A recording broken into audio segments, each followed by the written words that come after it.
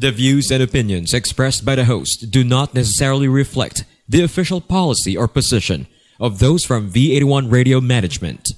Furthermore, the views and opinions expressed by the guests and the listeners of this program do not necessarily reflect the official policy or position of the host, the co-anchor, its staff, and the management of V81 Radio.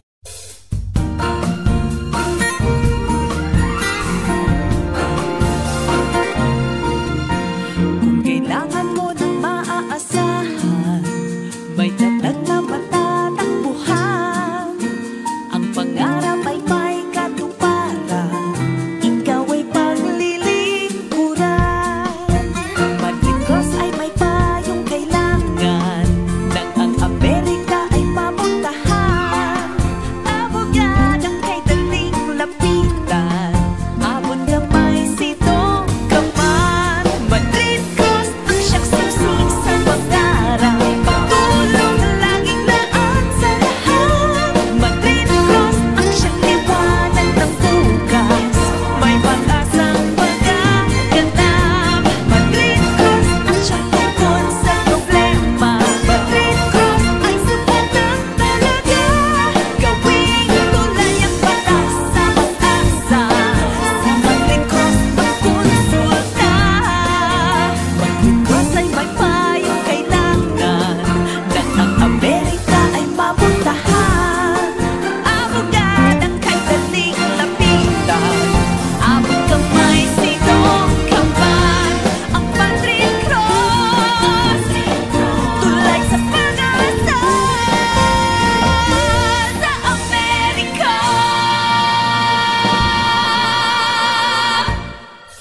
And you are listening to V81 Radio. Isang magandang Sabado po na umaga sa ating mga kababayan dito sa Amerika. Magandang araw po to the rest of the Filipinos worldwide. Again, this is your US Visa Law News and FAQs. Andito na naman ho kami. Ako po si Gio. And syempre, makakasama natin si Attorney Maricar Madrid Cross from the Philippines. Nasa Pilipinas siya ngayon. Hi, Attorney!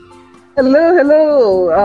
How are you? And magandang umaga sa ating mga kababayan dyan sa Amerika and those in the Western Hemisphere.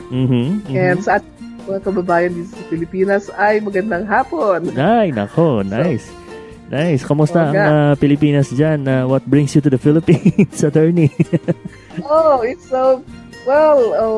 reunion time with family members, but at the same time, syempre, we always take this opportunity to do some business. So I'm going to Davao to make a presentation to people who are interested to invest in the United States. Wow. And of course, you don't want to miss also to visit the studio natin dyan sa Manila.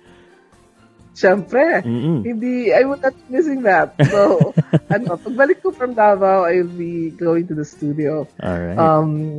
So yun. And this is a very nice way of educating our kababayans tungkol sa mga immigration because they're always interested in the topic, especially now that the present administration is just really using this as a political hot rod and just creating all sorts of commotion. And I don't know what their agenda is, but really having draft memos here and there, executive orders that are rashly done, yun ang somehow the immigration strategy of the present government. I don't know if it's wise at all.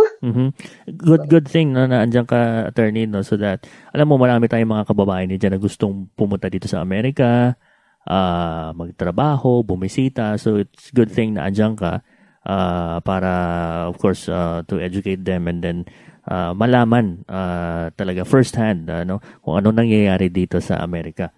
So good thing. So I'll try my best to educate or to inform people about what's going on and para lang just to make them stay calm. So really the message is stay calm dahil hindi naman biglang mawawala yung mga immigration opportunities, di ba? Those are works of the legislative branch of our government such that the administrative branch cannot just simply overturn everything through executive order. Okay, so speaking of executive order, last episode last week, ang napag-usapan natin is all about the ban, Muslim ban, doon sa 7 countries, and then until now, ang usap-usapin pa rin, is all about immigration. And then I think 3 days ago, I was watching TV na merong isang nahuli na pinadeport by the name of Guadalupe, I think. And then another one na parang gang member daw siya, no? So, and then siya, yung gang member na yun is a DACA recipient. So, ano na ngayon, yung sabi mo nga, it causes fear sa mga... So, nagkakagulo. Yes, nagkakagulo, and then kung anong gagawin, and then may mga protest, may mga rallies, may mga march, and then 2 days ago yung nagkaroon ng a day without immigrants march, so na marami nag-close na mga business establishments sa New York, all over the United States, just to protest at saka ipa-feel na kung anong mangyayari sa negosyo pag tumigil sa pagtatrabaho, ang mga immigrants. That's true. Yeah. And of course, some people are also concerned about the recent actions of ICE or operations targeting yung mga yung mga aliens. But well, most of those being targeted at the moment are those with criminal backgrounds or those who have become fugitives of the law because bigyan sila ng voluntary departure long time ago, tapos hindi sila umalis, and so they're now considered fugitives of the law. So so far, ano naman, I mean, these are similar to the previous deportations done during the Obama administration. Yeah, so dapat again, I keep reminding people, wag I mean, don't be affected by these situations. Just stay calm. Just make sure you seek advice from the right individuals, and who knows, there might be a solution for you. Ganun ba? So yeah, because marami tayong nakikita na parang ano daw gagawin nila pag kumatok na sa bahay. Is it yun na yung mga ganon, i-handcuff na lang ba diretso, or yung mga ganon, parang and I think this is the right time to let people know na hindi naman ganung basta-basta na i-handcuff tapos ipapadala na lang sa atin. Ganun ba? There's always a process. I mean, anyone who's in the United States is has a right to be dealt with fairly. So there's a due process system. So the person must know kung ano yung mga charges against him or her, and then give that person an opportunity to try to see if he or she could find a relief from deportation. Relief meaning a solution. So that hindi sila ma-deport. So, yeah. Ayun. Also, at the same time, we keep telling people, kung pupunta ang ICE, don't just let them in. First of all, find out kung talagang tunay bang ICE yon. Kasi these are the times when people also take advantage of other people. And make sure makuha yung identity ng tao just to verify the fact na galing sila sa ICE talaga. At wag papapasukin kung wala silang warrant arrest. Yes. So just make sure merong warrant para mag-arrest or para pumasok or to search the house. Yung ganun ba? Hindi basta-basta papapasukin sila. And also, kung hindi sila makapagpakita ng warrant of arrest, then just don't let them in. And you also have the right to stay silent. So kung gusto nyo i-discuss muna yung situation with a professional like me, well, just don't say anything just to satisfy the ICE officer. I'm sure they do a lot of intimidating situations or tactics. Huwag magpapaloko. So, tibayan ho ninyo ang inyong mga pag-iisip at yung inyong emotions. So, this is not the time to be reacting on an emotional basis kasi, or yung try to be so obedient, thinking that they would not take advantage of you. But kung if you're being meek, you could be taken advantage of. It's best to just remain silent and then seek advice from professionals. Of course, kung wala ka namang ginawang any criminal act, so bakit ka nila i-aresto, Let's say, karoon ka dyan ng mga gang member ka, or you pose a threat to the country, sa national security. So bakit gano'n? But anyway, dun sa kasi ito din ng mga naririnig natin sa balita, attorney, na parang magkakaroon ng another version, so say a version of the immigration ban, si President Trump by next week. So malalaman ano kaya magiging naman ang laman nun ng executive order niya about the immigration ban. So natin alam. It's kind of hard to guess, to give a conjecture kasi again, we don't want people, reacting from things that are not presented to us in black and white. So I think, hintayin kung ano man yung what he has to present. Well, then react based on that particular thing rather than on the guesses or of other people or yung mga reactions ng ibang tao.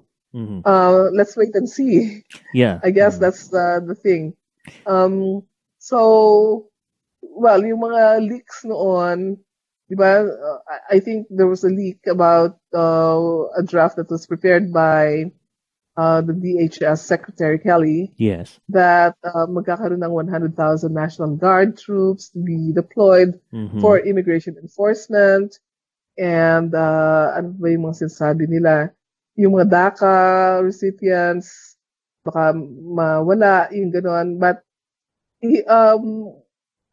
anyway, ang sinasabi ng White House is that they don't plan to implement yung 100,000 National Guard troops to be enforcing immigration law. Kasi, then that would be, if they go to the, to the various states, I think the argument is that they shouldn't be engaging in local activities. Yung ganun. So that's one thing. And then may mga may mga sanctuary cities. May mga sanctuary cities, So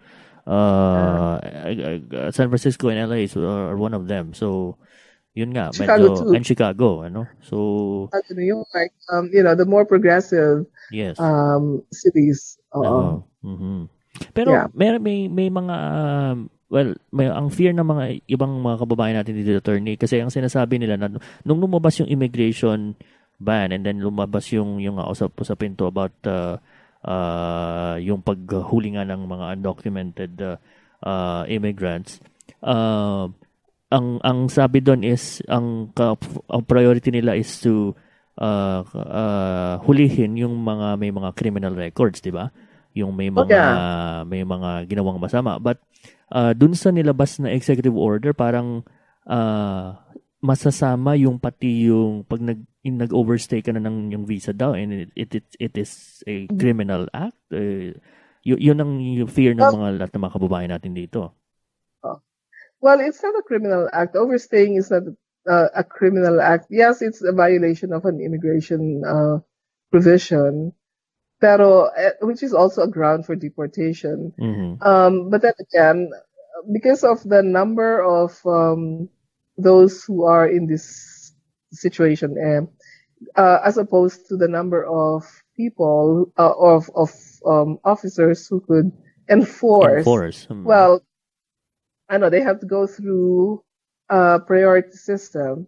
So ang mas priority ay yung may mga criminal backgrounds Mm-hmm. or those are who pose threat to the national security. Uh-huh. So yun. It's always been, ever since, whether it's Trump, whether it's Clinton, ever since, kung nag-overstay, syempre, that's one reason for enforcing the law. Mm-hmm. Okay. But again, just be calm and just get the right advice from people who could possibly help. Lawyers and accredited representatives from not-for-profit organizations that are acknowledged by the Board of Immigration Appeals. Okay. So, ayan stay calm. Wag mo nang Yeah. no? Yeah, may mahirap eh. So, yun, alright. So, well, maraming, let's just wait, kung anong magiging bagong version ng executive order na naman about immigration next week yata, And I heard yung DACA, itong medyo din kasi 'di ba nung during the campaign ang sinasabi ni Trump na i-demolish niya or ay tanggalin niya yung DACA, Oo. But I think that was yesterday or the other day na ang sinasabi is they will treat it with heart. Ito yung mga dreamers. Okay. Yeah. Oo. So, well, ang sabi nga nung ng press secretary niya, I think, yesterday, so they were asking whether or not the president would end DACA. And according to Trump, the way he says, I love these kids, things like those, deal with DACA with heart. So, let's just see kung anong isusulat niya. But I think that really these kids should be dealt with the heart and also with using the brain. Simply because these kids are, can provide promise to the United States. And they're the future. The future of. Yeah, the future of America lies in these kids. Yes. So if these kids are treated fairly, they will become fair leaders of the United States, di ba? Exactly. Yeah. So, yun, actually, yung last week nga, may isang email, question from the email tayo doon about DACA, So, medyo, I'm sure maraming mga Pilipino din na nag-avail ng DACA nito. So, they're also worried about hindi na ba mare-renew or ano ba mangyayari sa kanila But sige attorney, yung for the benefit of those listeners, yung DACA ba it's renewable siya every how long? 2 years, 3 years, ano bang nun? So they're given employment authorization for 2 years at a time.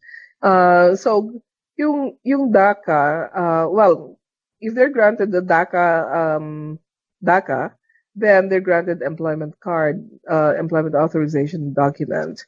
So, yung pinakamatagal na panahon para mabigay ng length of time ng EAD eligibility or EAD effectivity is 2 years. So, yung EAD is good for 2 years. And it's extended every 2 years. That's true. And try to extend it as early as possible, like at least 120 days prior to the expiration of the employment authorization card. Okay. Kasi yun ang nila na parang pinutol nila, so hindi na parang may narinig din akong balita na hindi na papayagan mag-renew kung totally mawawala So yun din ang fear ng mga dreamers. So hindi naman nawawala pa yon. So Huwag matakot. Yes. So, ayun, I hope, maano na rin ito, I hope matapos na ito. Matatapos ba ito? ang issue about immigration. I think we can only have a clearer picture kung yung ating presidente ay maging klaro sa kanyang, sa kanyang mga policies. I mean, this is so far this is an administration that's always constantly blaming constantly Yes. instilling fear, Mhm. constantly dark. Yes. I don't know why it should be that way. Mhm. In order to be able to lead, I think we have to be more positive and have a vision of what would make America great. So far, we have not um, seen anything.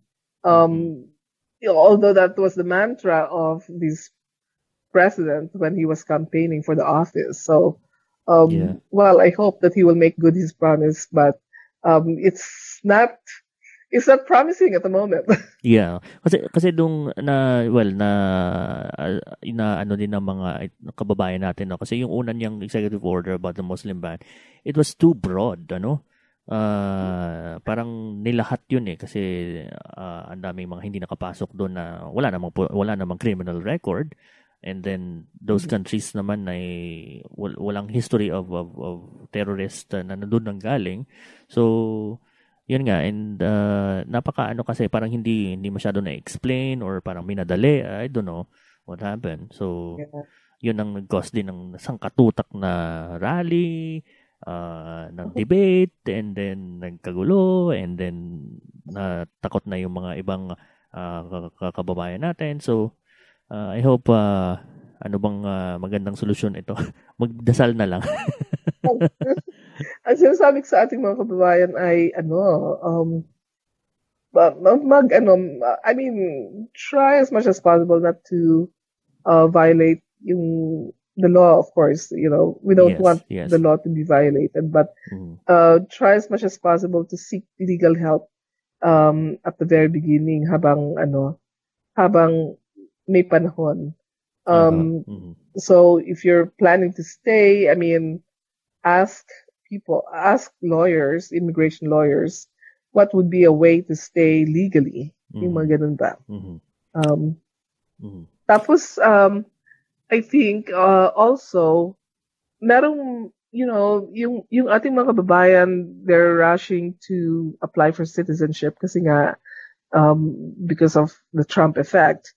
And, ang payo ko naman sa ating mga kababayan ay, be careful also with what you're doing. Kasi, especially in the area of citizenship, maraming na ilalagay sa deportation because they were rushed in submitting things. Hindi nila they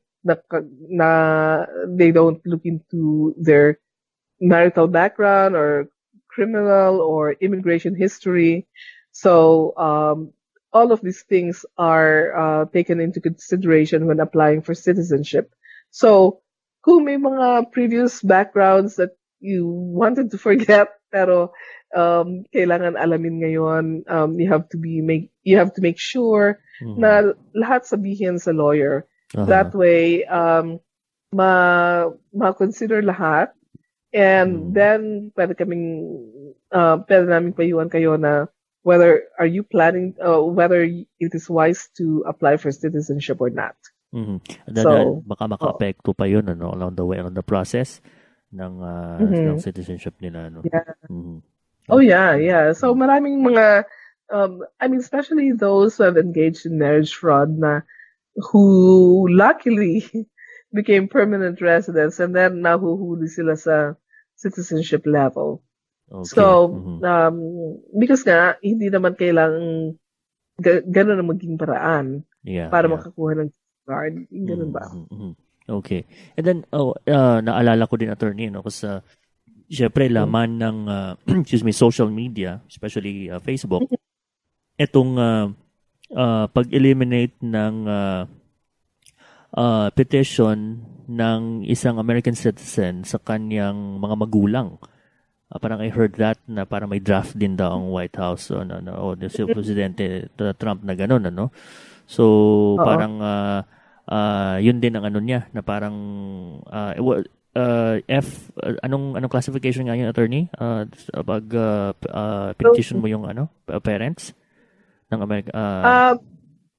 Parent ng isang US citizen? Parent ng isang US citizen? Yes. Isang US citizen, right? That's an immediate relative petition. Hindi naman basta-basta itatanggalin na lang yan sa batas. There has to be a process to repeal a specific provision of the law. Mhm. So, hindi basta-basta yung mawawala. Oh, okay. Yeah, kasi parang sabi nga ng mga comment ng mga kababayan, parang nagti-trigger happy naman itong si ano. sa pag pag demolish ng kung anong gusto niyang mangyari, dapat masusunod, Yeah. So hindi naman basta-basta lang 'yon. So Oo nga. Okay. It's not a dictatorship. All right. So, when we come back, meron ho tayong kakausapin na magtatanong and she's from LA and she happens to be the pamangkin niya ang ating pambansang kamao at senador na si Manny Pacquiao.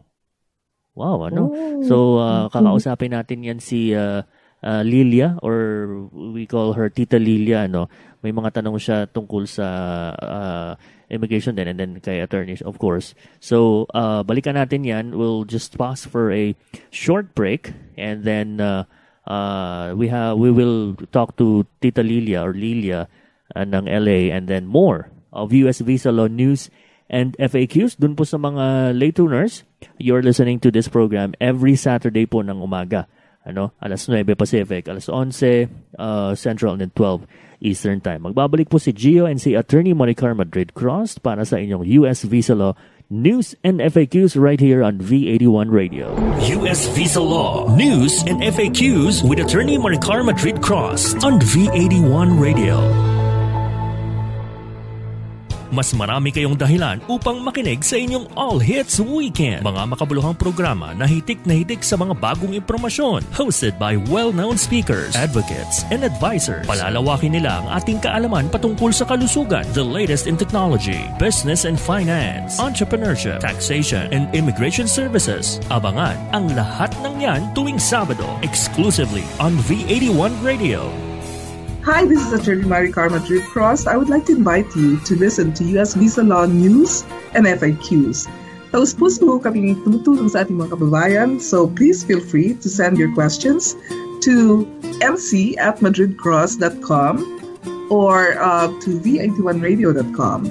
Or you can also call us toll-free at 1-888-466-4478. That's 1-888-IMMIGRATE. IMMIGRATE. US Visa Law News and FAQs. Tutukan bawat Sabado, 11 a.m. Central, 9 a.m. Pacific, and 12 noon Eastern Time. With replays every Monday, 9 a.m. Philippine Time.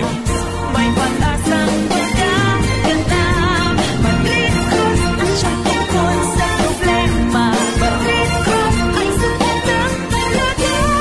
Gawin tuloy ang balak sa pag-asa. Madrid Cross California's all hits, all Pinoy internet radio station.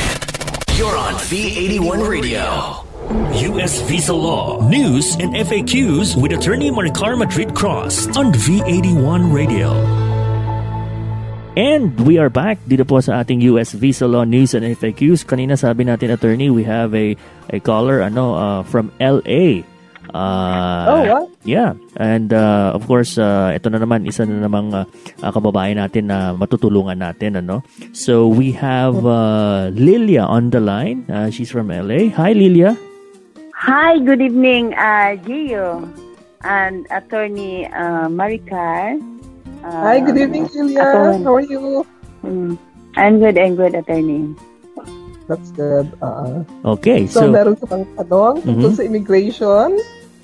Yes, Attorney. I heard na magaling ka daw lawyer sa buong mundo. Wow. Kaya ngayon, nagpasalamat ako. Salamat naman po. At hindi lang naman ako. We're just trying to do our best. No? Yes. And then, so, syempre, magagandang mga resulta. So, yun. Ano ang aking maipaglilingkod sa inyo?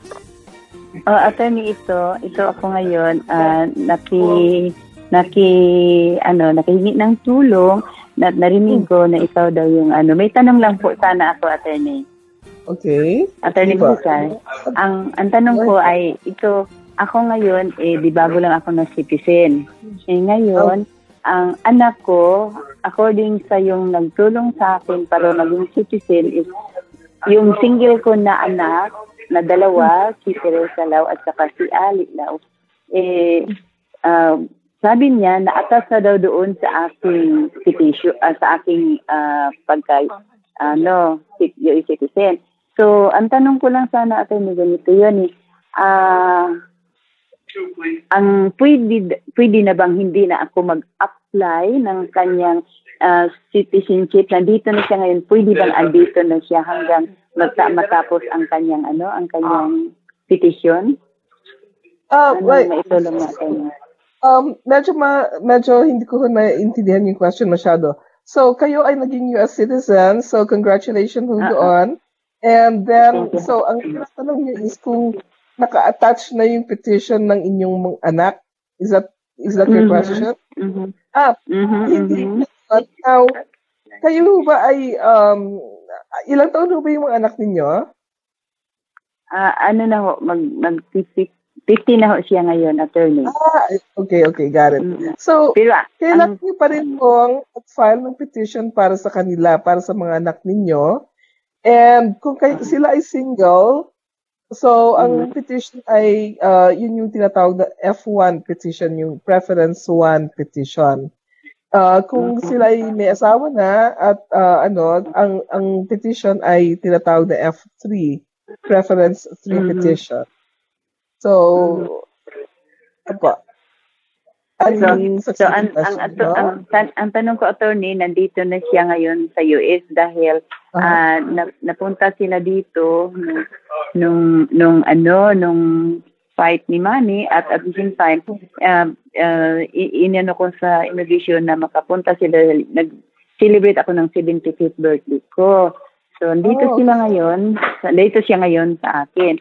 Pwede bang hindi na siya uwi, patuloy ang petition or uwi siya ng Pilipinas? Yun ang tanong ko po, attorney. Okay po. So, my question is this, bago ko masagot yung tanong niyo, ano ho yung status niya ngayon? Okay pa ba? Hindi pa nag-overstay? Hindi pa. Sa April pa ang kanyang ano. So, ngayon, attorney, ang akin, hinuhog ko siya dito dahil patuloy ko siyang pinapagamot. Dahil, attorney, may kapansanan nga siya, hindi siya nakakarinig. So, may doktor din tumulong sa amin upang matulungan siya kung ano talagang gawain sa kanyang, dahil nagkasakit yan siya for 6 years na ngayon na hindi siya nakakarinig. Dahil nakuma siya for 20 days or almost 1 month. And then, nang magising siya, attorney, hindi na siya nakakarinig talaga hanggang total. So, ang dami ng doktor na pinuntahan namin, ganun, hanggang tuloy na pinasok ni Manny yung pamangkin ko. Nagpasalamat ako sa pamangkin ko. Talaga matulungin niya masyado, attorney. Alam niya na buong mundo. Pinasok niya doon sa Cardinal Hospital at pinapaoperahan dahil yung isang doktor, si Dr. Bagsi, nagsabi na pwedeng maoperahan pa siya. Ngayon, naoperahan siya, hindi rin siya makarinig hanggang ngayon. So, ngayon ako naghanap dito ng lawyer, ng doktor upang kung ano talaga, yung mga doktor na patuloy nag-study kung ano talagang karamdaman, bakit naoperahan na, ang dami ng doktor, hindi pa rin siya nakakarinig. Kasi ako po, attorney, isang ina talagang gusto ko talagang maiano sa kanila yung kagandahan nila. Yeah. Meron naman akong tinatawag na humanitarian parole.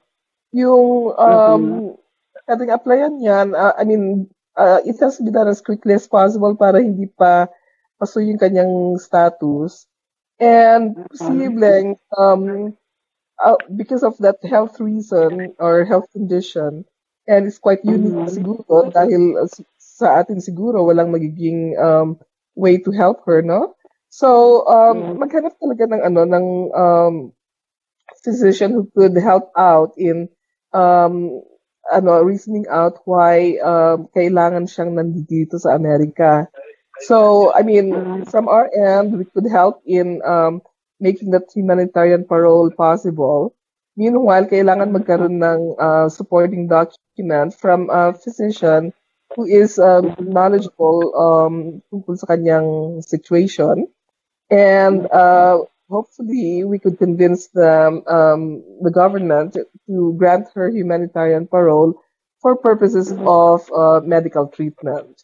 So, nakakatulong ko kami dun in that regard.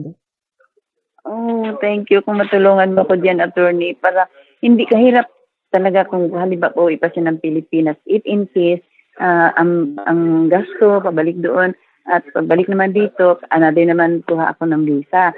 So yun ang akin, kinatanong ako si attorney kung ano talagang matulong natin sa kanya habang dito siya, hindi papaso naman ang ano niya. So, kailangan kong ma-document ng gusto yung kanyang condition. And that's why it's good to have the expertise of a physician to explain kung ano talaga yung kanyang situation. And also, we need to know kung whether or not that type of treatment is available sa ating bansa. And kung hindi man, kung merong physician or a hospital that would admit her para mabigyan talaga ng treatment. Oo nga, attorney. Kung yun lang talagang kung matulungan ako habang dito siya, kung habang hintay ang aking petition, kung pwede siya dito hanggang nagpapagamot pa siya. Yun ang aking concern, attorney. Opo. Pero you have to understand pero you have to understand po na yung mga humanitarian parole, they're quite rare. And at the same time, maghanap din ng plan B para habang maayos pa yung kanyang situation, yung kanyang papel, makapaglipat ng some other way to be able to stay here. So, well, of course, ang yung last resort would be to extend yung kanyang tourist visa. And total, mga rason talaga para makapag-extend. But hopefully, kung mabigyan siya ng humanitarian parole, mas matagal yung kanyang pag-i-stay, no? Habang she's going to but at the same time, alam natin na matagal ang paghihintay para sa mga preference petitions, yung family-based preference petitions. So, alam ko yun. Kailangan gamitin yung time to also look for a more long-term situation para siya ay makapag-stay longer, hopefully to wait for your petition or to be able to segue into another solution para makakuha siya ng green card eventually. So, thank you, attorney.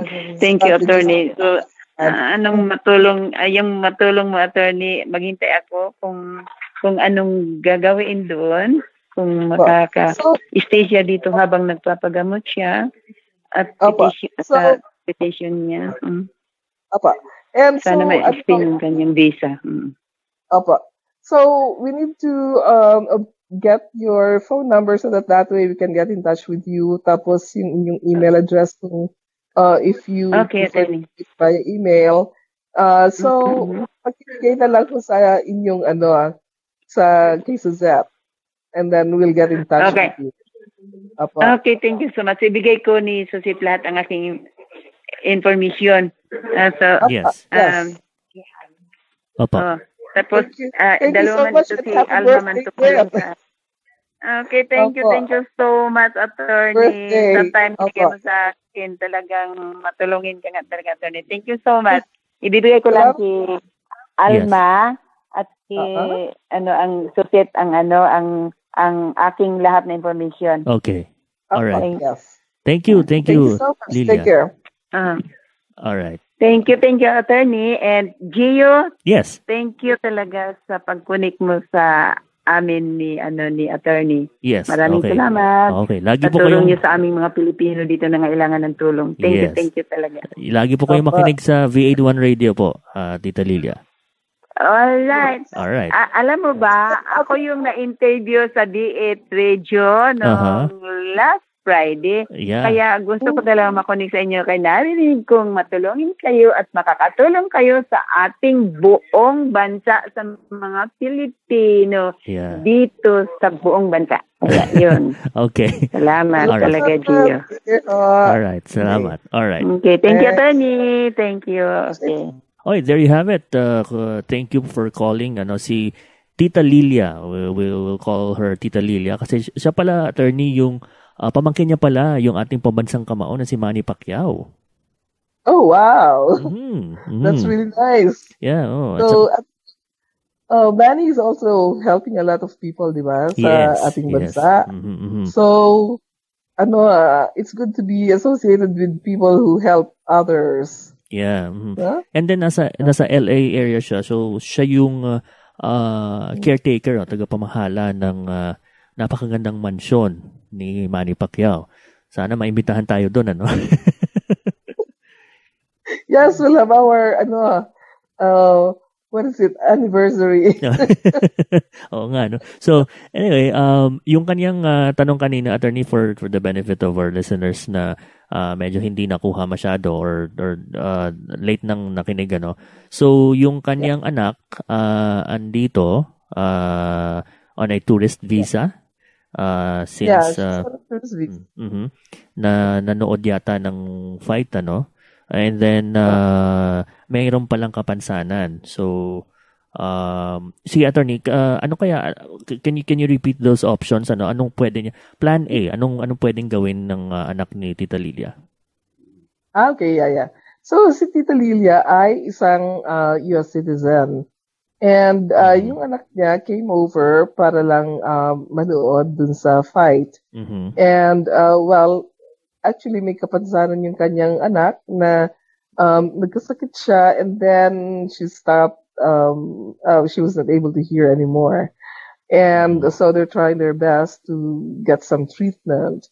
And it seems like dito sa Amerika, nakakuha lang ng treatment. Kasi obviously sa atin, I don't know kung if they have the means to be able to do that. So, yes, ang sinuggest ko is this, to try to see to it na makakuha ng enough documentation from a physician para merong supporting document and we could possibly try to seek humanitarian parole para makastay pa siya dito ng mas matagal so that makakuha siya ng treatment. Okay. At the same time, kung hindi ma-work out yung humanitarian parole right away, pwede pa rin i-extend yung kanyang tourist visa, or possibly change to something else. Like, I don't know kung merong way to get her to a school for those who are unable to hear, pursue a student visa, for those catering to the deaf. Ganon.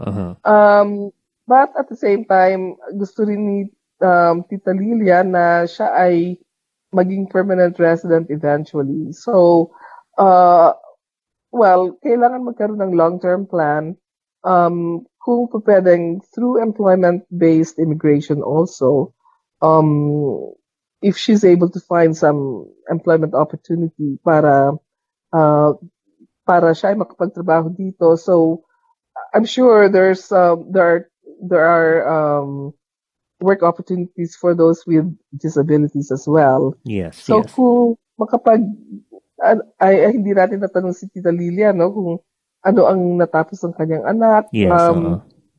I mean, especially in light of the fact na darating na yung April 1, and that's the time na yung mga H-1B visas are being filed. And kung qualified siya dun sa H-1B visa at meron siyang employer na willing to offer her a position that requires her bachelor's degree and other qualifications, posibleng that's another route for her to stay longer.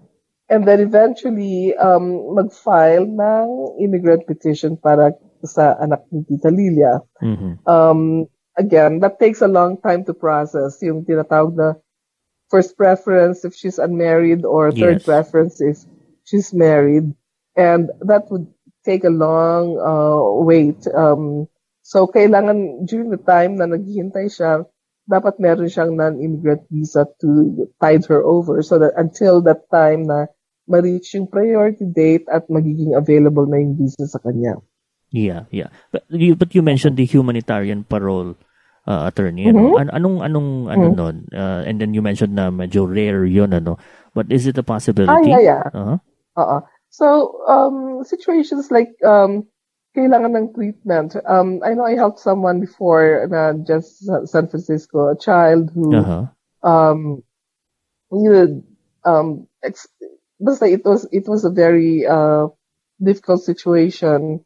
And he had to undergo a lot of surgeries and some long-term na treatment talaga. Okay. And nangyari dyan sa San Francisco. Mm-hmm. And so we were able to keep extending yung humanitarian parole ng bata at saka yung kanyang mga magulang para matulungan yung batang magkaroon ng treatment. Okay. Mm-hmm. Mm-hmm. So, yeah. All right. Humanitarian parole is not it's not really granting someone a status, but just being allowed to stay for that particular reason, yung medical treatment. Okay. All right. So, sige po, I hope maayos yung and then eventually makahanap sila ng magandang, kasi based on dun sa kay Tita Lilia, parang ang dami na nilang nasubukang mga doktor din doon sa Pilipinas. And tinulungan nga sila ni Senator Manny Pacquiao para magpagamot. So I hope dito makahanap sila ng the best doctors also na maka usually yung mga university hospitals, because they're the ones who are really trying to look for pioneering types of treatment. Mm-hmm. Maybe that should be the best bet. Okay. All right. Okay, so ayan, thank you Tita Lilia for nakausap natin ano pala siya, attorney, first cousin niya yung si Mami Junicia. Tama? Mm-hmm. So first cousin niya. Okay, wow. Yeah. That's nice. So we hope that we'll be able to help her, and again, kailangan ng maraming mga supporting documents that would convince the authorities to be able to grant humanitarian parole. Okay. All right. So thank you so much again. Si Tita Lilia ng LA for calling, and keep on listening sa ating program. And sabi nga niya kanina, nagpapasalamat siya kasi marami daw tayong tinutulungan ng mga kababayan, especially when it comes to immigration issues, and of course, syempre hindi lang dito na napapakinggan sa Amerika, but throughout the world kung saan merong Pilipino. Yeah, that's true. All right. Okay, so more of U.S. visa law, news, and FAQs when we come back. Diyan lamang ho kayo. Marami po tayo pag-uusapan kasama si Attorney Maricar Madrid-Cross right here on V81 Radio. U.S. Visa Law, News, and FAQs with Attorney Maricar Madrid-Cross on V81 Radio. Comprehensive Immigration Solutions. Ano ba yung DACA? And matutulungan niyo kaya yung aking dalawang anak? Paano po yun, attorney, may tourist visa sa... Pumasok po ako dito as K1 visa, so naka-conditional green card status po ako. Mga dapat yung malaman tungkol sa iba't ibang U.S. immigration law. Now, pag na-reach na yung priority date ng isang visa applicant, mag-aksyon ka agad. Derivative beneficiary spouse, at saka yung mga children who are below 21. Kasama ang batikang U.S. immigration lawyer mula Chicago. You can send me an email to mc@madridcrossed.com. Ang aking toll-free number is 888-466-4478. U.S. Visa Law, News, and FAQs. Tutukan bawat Sabado, 11 a.m. Central, 9 a.m. Pacific, and 12 noon Eastern Time. With replays every Monday, 9 a.m. Philippine Time. U.S. Visa Law, News, and FAQs. With Attorney Maricar Madrid-Cross. Exclusively on V81 Radio. Tandaan, our inspiration is your success. Get ready for the weekend. Hit after hit. Mapa 80s. Wake me up before you go. On 90s. Start right now, thank you. Christian music. I'd be packing my bag when And your favorite Billboard hits. All Hits Weekend. All Hits Weekend. Dito lang yan on your All Hits Internet radio station. V81 Radio. California's all hits, all Pinoy internet radio station. You're on V81 Radio. U.S. Visa Law, News and FAQs with Attorney Maricar Madrid Cross on V81 Radio. And we are back dito po sa ating US Visa Law News and FAQs. Again, thank you so much sa kay Tita Lilia. No? She's from LA for calling, and I hope yung kaniyang anak completely healed. Ano? Kasi na-coma yata, attorney, and then hindi na makakarinig. So, they're looking for the best doctors here. And then, of course, para, yun nga, humingi siya ng tulong kung anong gagawin para ang kanyang stay dito sa Amerika ay mapatagal pa. Ano? Mm-hmm. So, yeah. Good luck na lang. All right. So, we are near to the end of our program, and si Attorney Maricar Madrid Cross merong gustong ibahagi tungkol sa mga bagong forms. Immigration forms, yeah? Yeah. Mm-hmm. So, well, one of the new things na na-introduce nung December 23, tumaas yung fees. At the same time, na biglang nagkaroon ng yung mga forms na kailangang gamitin, dapat yun yung mga updated versions. So, dapat gamitin yung mga updated versions tungkol para sa mga applications for adjustment of status and yung mga employment-based immigration forms, pati yung mga forms para sa employment authorization. Yun yung mga kailangang gamitin yung bagong form, which is updated forms editions on January 17, 2017. So, these are effective on February 21, 2017. Kaya, that's gonna be next week, sa Tuesday na yon. And make sure na yung updated versions ang gagamitin. Otherwise, the application will be rejected. And ang urgency nito yung may mga applications na, or mga immigration benefits na mag-expire. So, kailangan gamitin yung bagong form at this point in time because you don't want to risk your application being rejected, especially kung merong deadline. Mm-hmm. So, okay. Yun. Mm-hmm. All right. So, ayan naman, the new forms, So, dapat ma-comply yan. All right. You have upcoming not shows, but talks, attorney, and then you'll be traveling. Yeah. Oh, that's true. So, so March 18, we will be having our usual community outreach project with Seafood City in Chicago. Nice. And so we invite people who are in the area to attend, and we will be providing a free citizenship assessment. Remember, kanina sinabi ko na you have to be very careful when thinking of applying for citizenship kasi that would be another opportunity for immigration to review the immigration history of the applicant. And if for some reason in the past there were certain lapses, and this will be their time to look into those and see whether or not you were truly granted permanent residency. So, importante na ma-assess ng husto kung eligible ba kayo or is it wise to continue applying for citizenship. That's why yun ang tatalakayin namin sa March 18 sa Seafood City.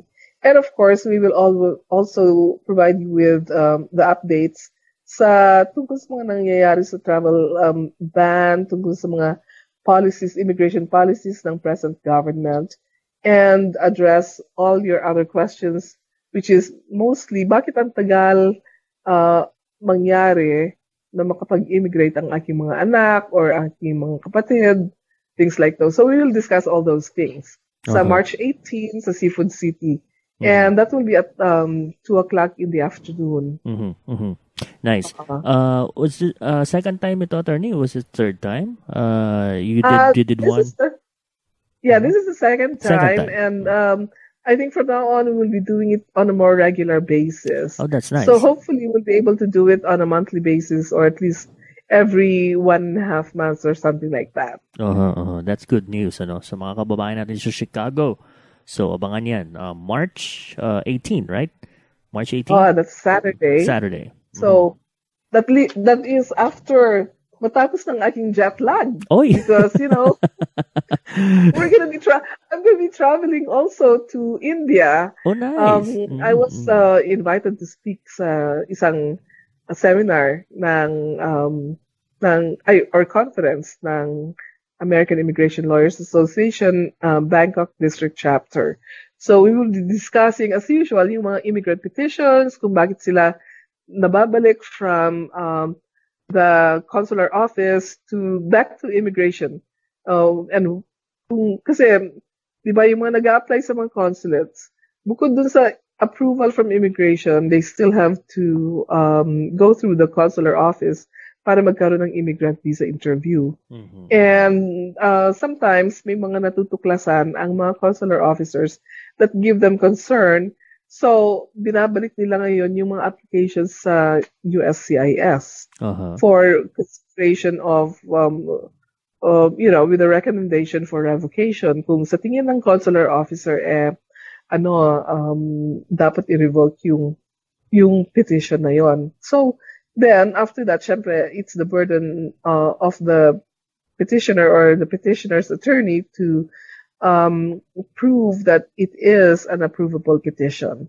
So, yun yung mga pag-uusapan namin sa Chennai, India, sa February 8 and March 1. So, yun.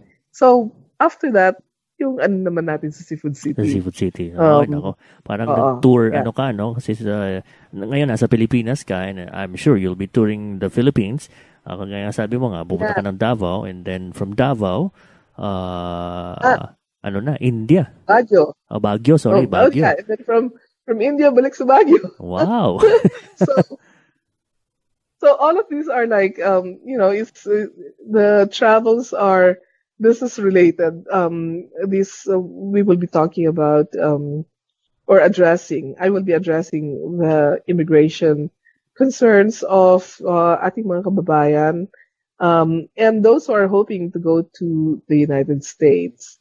Kaya, yun ang purpose ng ating business and pleasure kind of thing. Yeah, okay. So, okay yan, may halong business and pleasure and of course, maganda yun kasi at least nakakalabas ka, attorney, hindi lang dun sa sa office mo. So, it's a good thing na ganyan, nag-enjoy ka na sa mga beautiful sceneries, places that you've been to.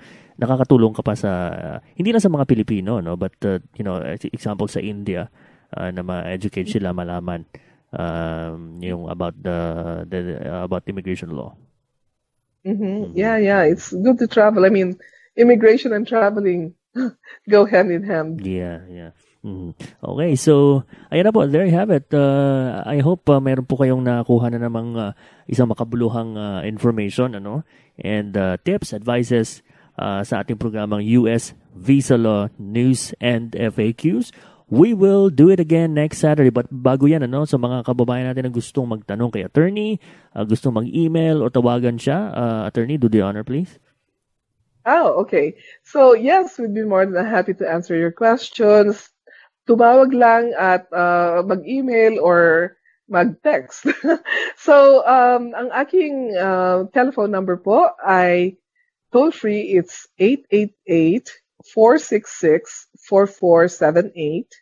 Or you can also call us locally at 312-857-0857.